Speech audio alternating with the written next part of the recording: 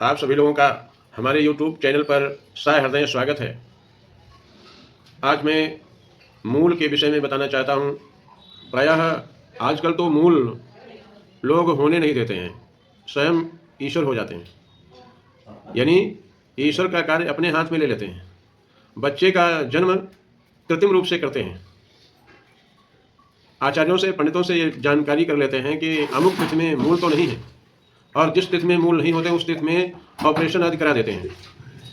तो ये कृत्रिम रूप से बच्चे का जन्म हुआ, उसकी कुंडली कभी भी जो है सही नहीं हो सकती, क्योंकि वो कृत्रिम रूप से बच्चे का जन्म हुआ है। स्वतः बच्चे का यदि जन्म हो तो वो कुंडली पूर्ण रूप से सही होती है।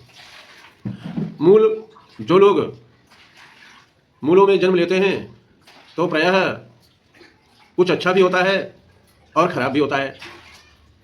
मूल यदि विधिवत पूजा हो जाती है, किसी भी मूल नक्षत्र के पूजा के लिए कम से कम एक दिन में 5 आचार्यों द्वारा उसका जप हो, तथा अन्य पूजाएं हो, हवन हो, तब मूल की शांति होती है।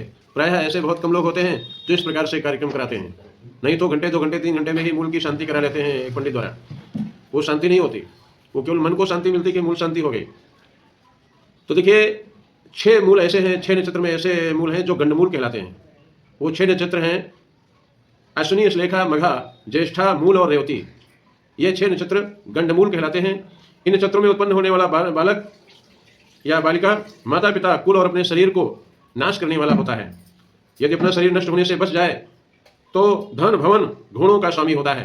अर्थात यदि शरीर की क्षति होने से बच जाए तो वह जातक बहुत ही भाग्यशाली राजा के समान होता है। गंडमूल में उत्पन्न हुए पुत्र को 6 मास तक पिता को दर्शन नहीं करना चाहिए। यहां तक अगर कोई दर्शन करने का लालायित है तो 27 दिन तो निश्चित तौर से जो है उसे दर्शन नहीं करना चाहिए। आजकल वो भी परंपरा खंडित हो गई है। बच्चे का जन्म अस्पताल में होता है तो पिता ही वहां होता है और पिता ही दर्शन कर लेता है। पहले ही पिता ही दर्शन करता है अपने जातक पुत्र पुत्री का। फिर भी दर्शन कर लेता है, लेकिन 27वें दिन जब वो फिर मूल उस नक्षत्र का घूम करके आया तो उस दिन विधिवत उसे पूजा करानी चाहिए। देखिए, मैं 2 नक्षत्रों में मूल में पैदा हुए जातकों के विषय में बता रहा हूँ कि जैसे एक मूल नामक नक्षत्र होता है, वैसे मूल भी होते हैं। मूल का नक्षत्र होता है तो मूल नक्षत्र में जैसे प्रथम चरण में बच्चे का जन्म हुआ है तो उसका फल होता है पितृनाश, यानी पिता की मृत्यु हो जाए। यदि विधिवत शांति नहीं होगी तो पिता की मृत्यु होना संभव है। द्वितीय चरण में मातृनाश होता है, यानी माता का नाश होता है। यानी मूल नक्षत्र में दूसरे चरण में बच्चे का जन्म हुआ है तो उसकी माँ शीघ्र मृत्यु को प्राप्त हो जाएगी। तीसरे चरण में यदि जन्म हुआ है तो धन नाश होगा।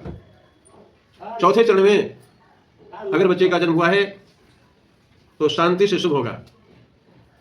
इसी प्रकार से अश्लेखा के प्रथम चरण में जातक के पिता का नाश होता है, और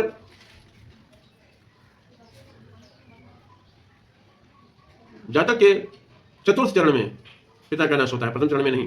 तीसरे चरण में मात्र नाश होता है, द्वितीय चरण में धन नाश होता है, और प्रथम चरण में शांति से शुभ मिलता है।